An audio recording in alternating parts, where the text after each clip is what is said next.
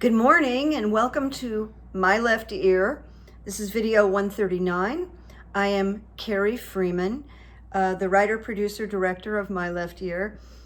We started 2.5 years ago. This is a left-leaning political and psychic commentary site where I often ask questions of the runes and get answers. And I did a lot of runes today for today's episode. So the reason we're called My Left Ear is because I get a lot of information, psychic information on this side telling me things. And I want to explain that. When I'm not here, when I'm not doing this show or my private exclusive Patreon shows, which are welcome to visit, I am an author and I do private sessions. I do psychic coaching and I do clinical hypnotherapy to help people with various issues. Just as an example, I have a new client who didn't find me through this website, through a personal referral. And I am helping her get ready for a trip to Italy, which is a 15-hour trip, because she has claustrophobia. So we're doing a series of sessions on that. And then some things are much more serious, where I work with people that are facing surgery. I'm also working with a woman who did not find me through My Left Ear. I get a lot of referrals, by the way. And she is facing brain surgery for a tumor that the doctors feel is benign, but nevertheless, she's really scared. So I'm working with her. So those are just some examples. And then I work on creative things with people too. I've written a book called The Comic's Daughter, which is, I call it an R-rated coming of age story. And it's funny and it's complicated and it's sad.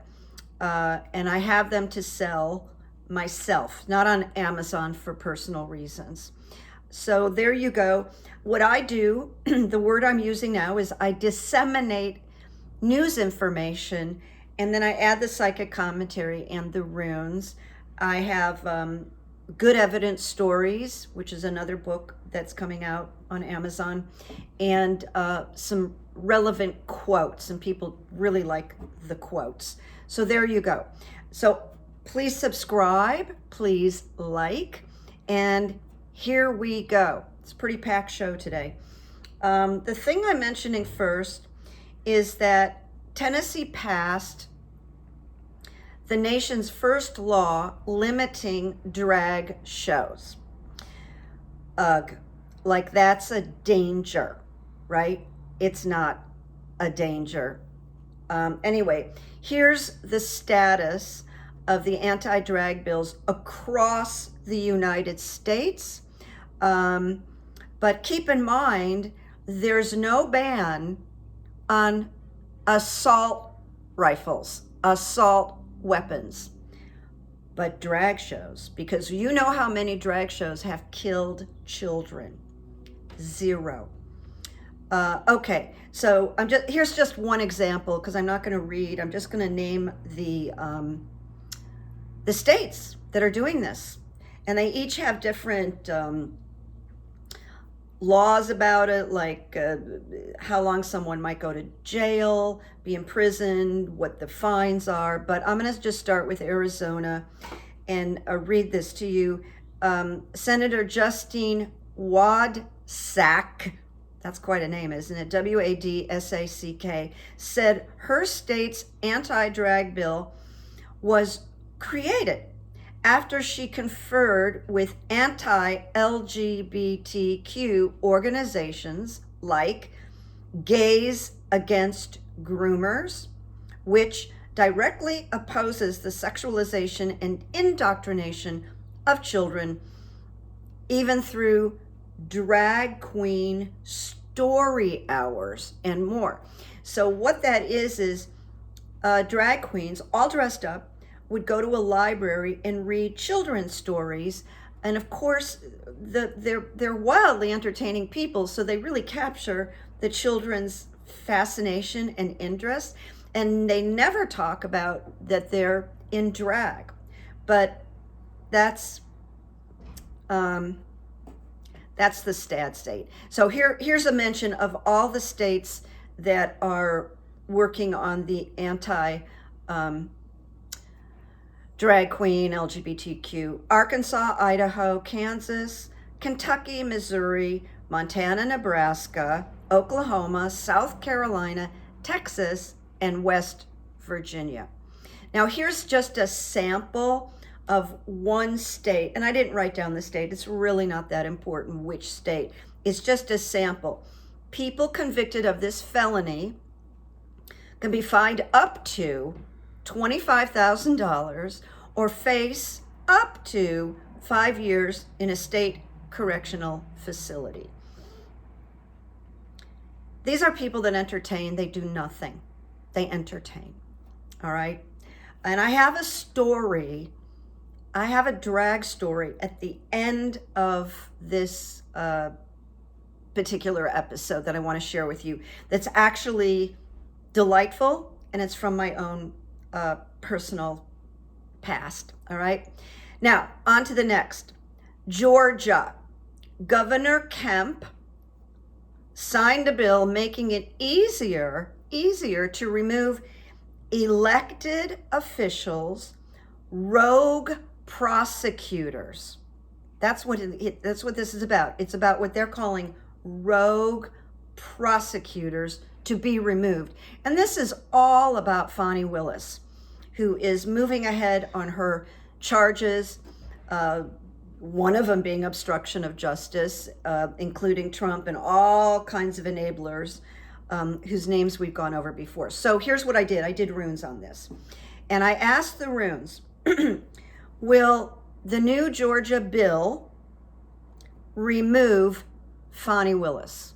Just went straight to the question. So I had repeats today, I just want you to know, of I pull the runes, I do my notes, and then I pull them all back in here and really mess them up. But sometimes when they're really connected to energy and me, I'll pull similar runes. So you're going to hear some similar runes today. It just happens. It's sort of magical. All right, so the first rune I got when I asked this question, will the new Georgia bill remove Fani Willis? Because that's what incited this, okay? And I got stand still. Now, the runes that I got here, I asked, are these messages for Fani or are they for the Georgia legislature and Kemp, the governor? So what I arrived at is this message these messages I'm going to share with you. The first of which is stand still. One of the darkest runes, by the way, is for Georgia, not for Fani. So I'll give you my upshot when I finish here. So stand still is one of the coldest runes there is. And it says, the winter of the spiritual life is upon you, and that would be Kemp and Georgia. You find yourself entangled in a situation to whose implications you are, in effect, blind. They are blind. Kemp is blind. They have one agenda, all right? The advice is surrender a long-cherished desire, GOP. Now, of course, the runes don't say GOP. I'm adding GOP, which is to obliterate, and get rid of Fani. Then the second rune I got was the rune of separation in reverse.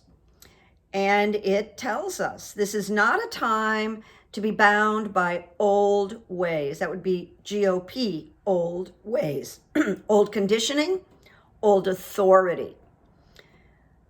Consider, GOP, what will benefit you and others. You may be called upon to undertake a radical departure from the old ways.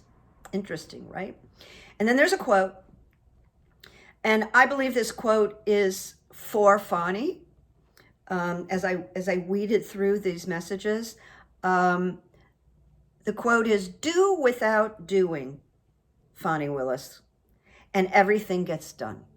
So her job is to simply keep focusing on the election obstruction and all the things that go along, maybe even the RICO charges in her area.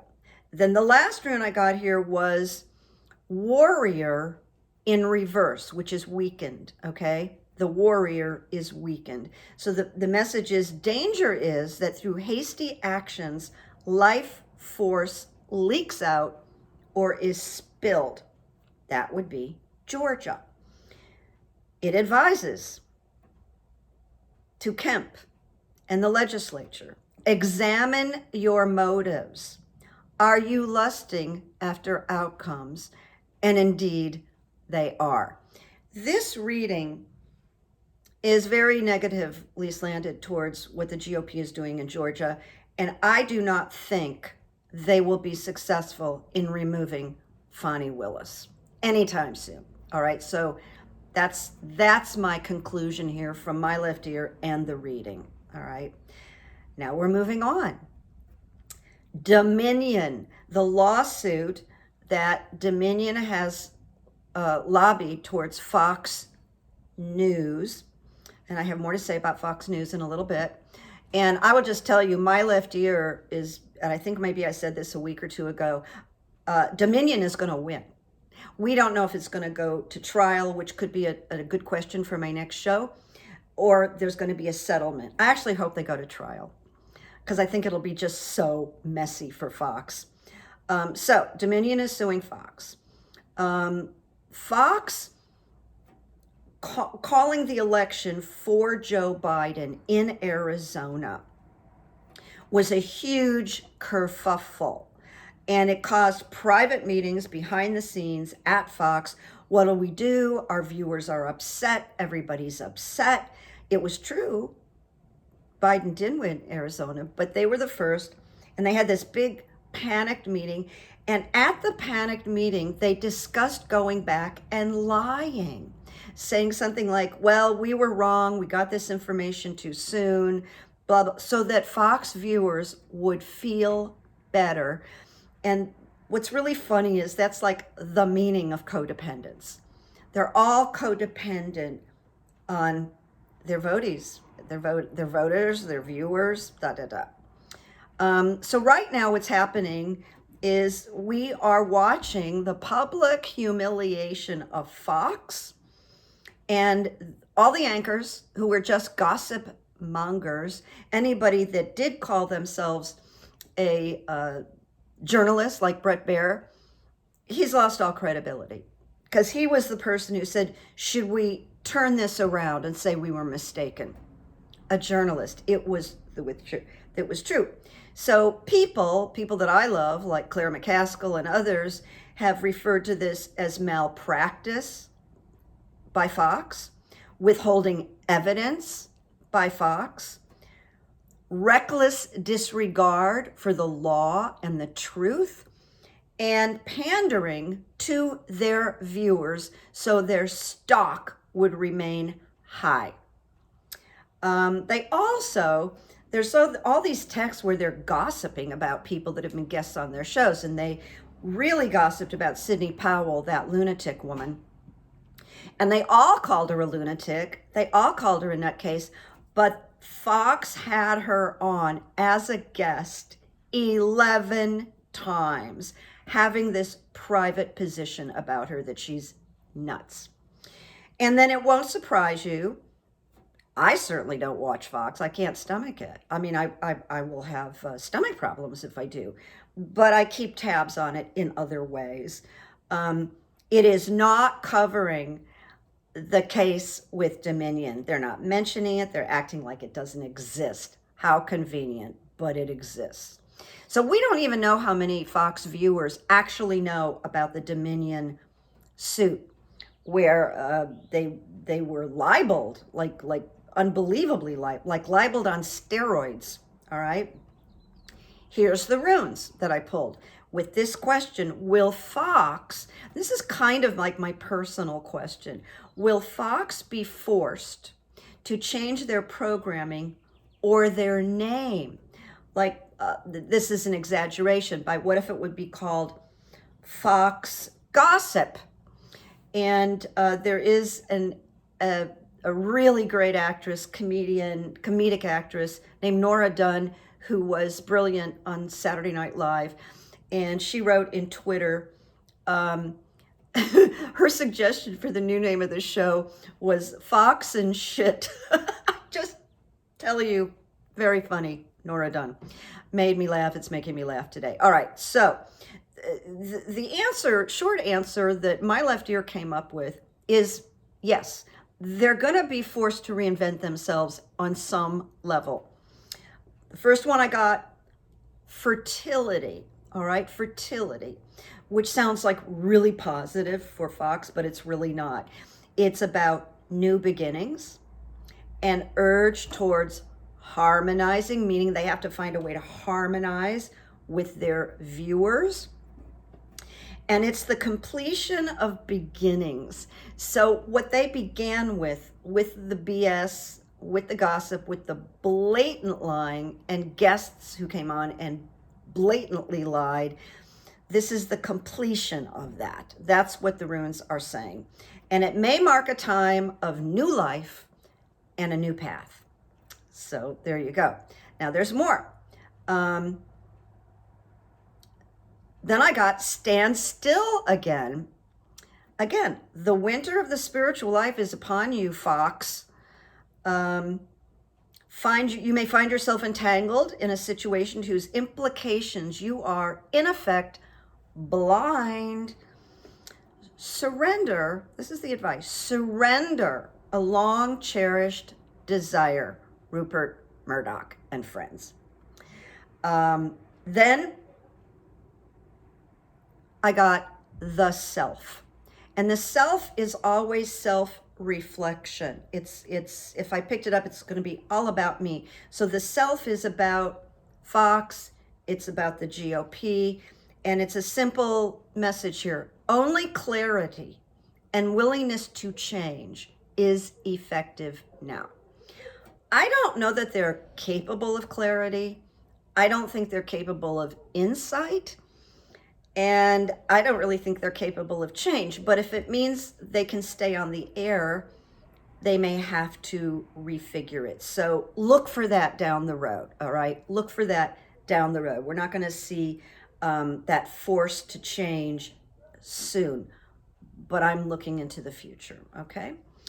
Now, without any real introduction, here's another question that I had personally, My Left Ear had. Will Trump be physically / mentally able to run in 24? Able to run for president in 24? Interesting.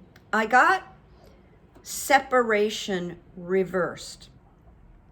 And it says, this is not a time to be bound by old ways, old conditioning, old authority. To the GOP, the message is, consider what will benefit you and others. And clearly, Trump being gone will benefit them. I don't know who will run, but it will benefit them.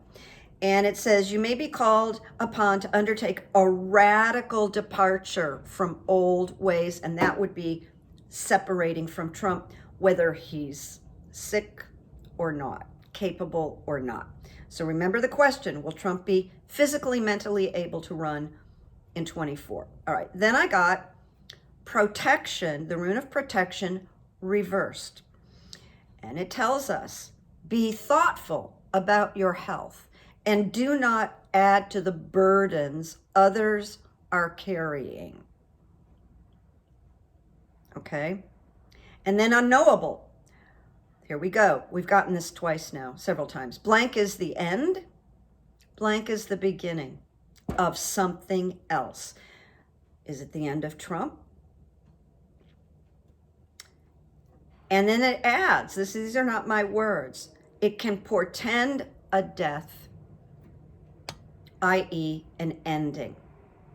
And the advice is, relinquishing control is the ultimate challenge for Trump. And of course, he doesn't relinquish control. So my feeling is, look for a headline. Not yet, not yet. Trump still thinks he's running and he's still upright and spewing, not making any sense, but sounding like a guy with dementia who's sundowning every time he speaks. My left ear thinks there's a real possibility he won't be able to run. I'm not calling it a literal death, by the way. It could be. So we watch, but I thought you might find this interesting. Sometimes something I'm wondering, other people are wondering also. Here's a short one. Will Congressperson George Santos be convicted? And that could be convicted of any number of things, by the way. But he is under active investigation right now. Once again, I got the blank rune, unknowable. So here we go. Blank is the end, blank is the beginning. The beginning of something else, by the way, which could be prison, etc., etc. The beginning of not being a congressperson anymore. It can, once again, portend a death or an ending. In George's situation, it's an ending.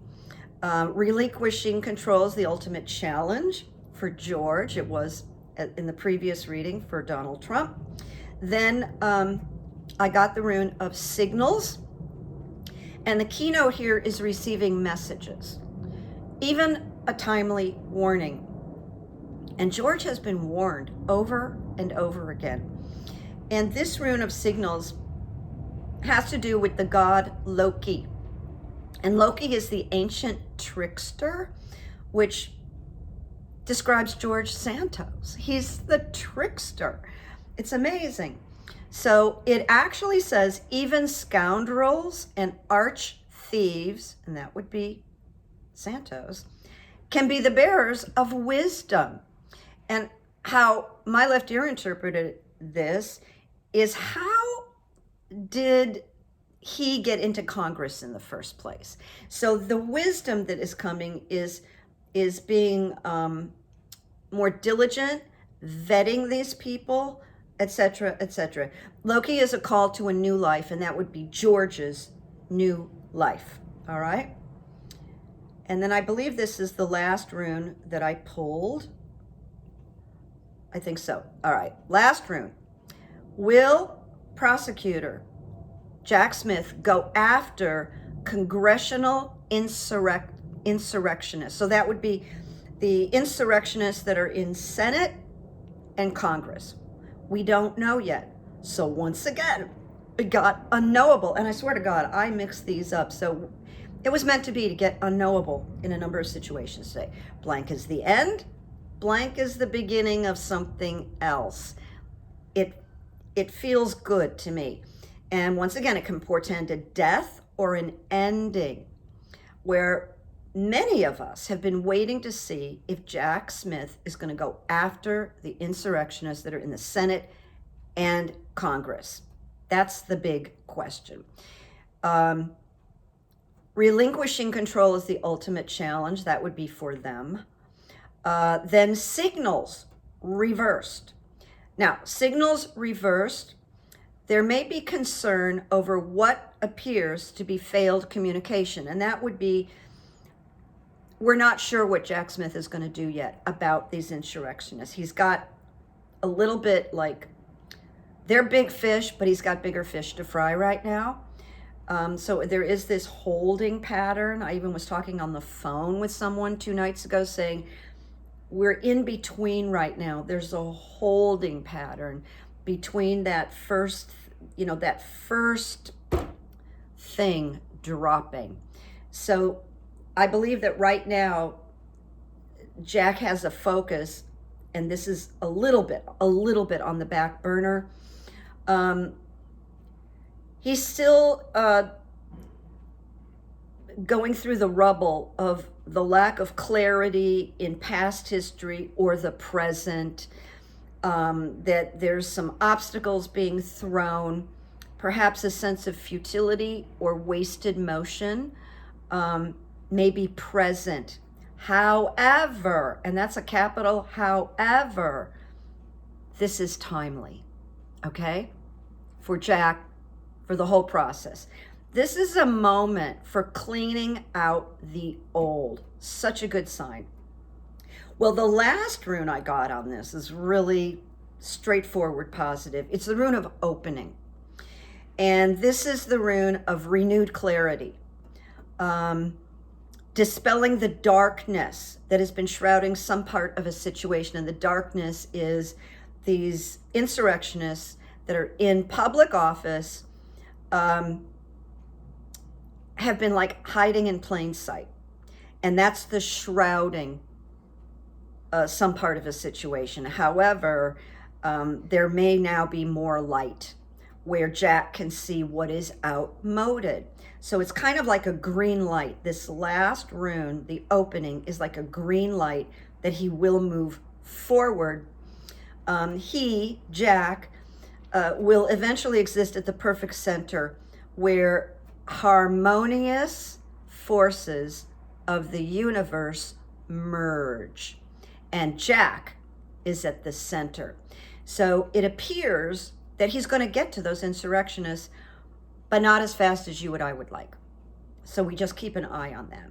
Then I'm going to mention CPAC, which stands for the Conservative Political Action Conference, CPAC, which they just had. It began in 1974, so they've been having it every year since 1974. You may or may not know that Trump rambled for 2 hours, and he said, "I am your retribution," which is another word for revenge. And my question is, for what? Retribution because you lost? He's very much like a dementia patient who is sundowning every day now. So CPAC, lousy attendance, very unorganized, dysregulated. Many did not attend. Pence, Ronna McDaniel, the false elector who also hasn't been nailed yet. What is her position?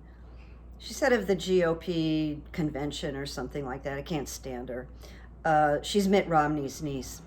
McCarthy, McConnell, DeSatan, Carrie Lake, Steve Bannon, Mike Lindell. They were there. The crazies were at CPAC. Others just stood back. Interesting, right? And I saw her there, and I saw her in another presentation. Marjorie Taylor Greene, she's got this new mantle of they are, meaning the Democrats, are coming for your children. They want your children. They're coming for your children. But guns are okay. We can shoot them and kill them, but the Democrats are coming for your children. She needs to explain that a little bit better. What does she mean by that? Because they're not going to be killed by drag shows. The Democrats are not coming from them. But as you know, guns and assault weapons are okay. So now that sort of takes us to good evidence. And I just want to share you a story. I had a friend named Matthew many years ago, beautiful man, smart, creative, on and on. And he was one of the first people that got AIDS before there were any meds or vaccines, and he passed away. And before he knew that he had AIDS, and he did say to me one day, "Carrie, I just got this disease too early because someday they're going to have it managed," and he was correct. But Matthew was famous for having a fantastic sense of humor.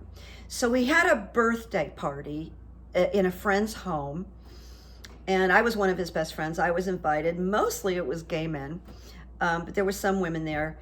And I went to the party, and I didn't see Matthew, and I thought, well, he's getting ready or something. And there was this woman there who was sort of like a Medea, but she was white, she wasn't black. And it actually was Matthew in drag. And he happened to be tall and very pretty man. I mean, he was beautiful. People would stop and stare at him when we would go places together. So he transformed into this, well, he aged himself. And I didn't know. I couldn't tell. And all I know is that at one point he's leaning over and talking to me while I'm sitting. And all of a sudden I'm like, oh, Oh, Matthew, it's Matthew, and everybody fell apart laughing. It was the best joke. It was the best practical joke, and he was fantastic in drag. So this brings up, and I want to say God bless Matthew. Now we're at the quotes. That was instead of good evidence, because that story was just so much fun. That experience was, we laughed about it for years. Now, I did not mention Selma, Alabama until now. Selma in 1965. So this is what I want to share.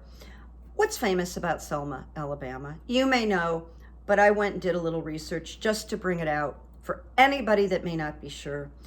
The city is best known for the 1960s Selma voting rights movement and the Selma to Montgomery marches, beginning with Bloody Sunday in March of 1965 and ending with 25,000 people entering Montgomery at the end of the last march to press for voting rights. Just a powerful piece of history that's so relevant right now. So Joe Biden was down there walking, making fantastic speech, and Reverend was there too, and they were all in sync with each other. So our beloved John Lewis, civil rights activist who died in 2020 and served in the United States House of Representatives for Georgia's 5th Congressional District from 1987 until his death in 2020. He said the famous line, "Get in good trouble, necessary trouble, and help redeem the soul of America." John Lewis was pretty much beloved by everybody, so I felt it was just a good thing to finish up the show today with this. So I hope you enjoyed. This was pretty packed. I did a lot of runes, and I will be back with Patreon because I'm continuing What is Good Evidence on Patreon, and I know right where I stopped and right where I'm beginning. So that'll be in a few days. I'll leave a message in community. Not sure whether I'm going to do it tomorrow or what is today? Tuesday or Wednesday or Thursday. I'll let you know. And in the meantime, make good trouble and hold the faith and be kind and make peace and make good memories, okay? Make peace and make good memories. All right. Bye-bye. Bye-bye.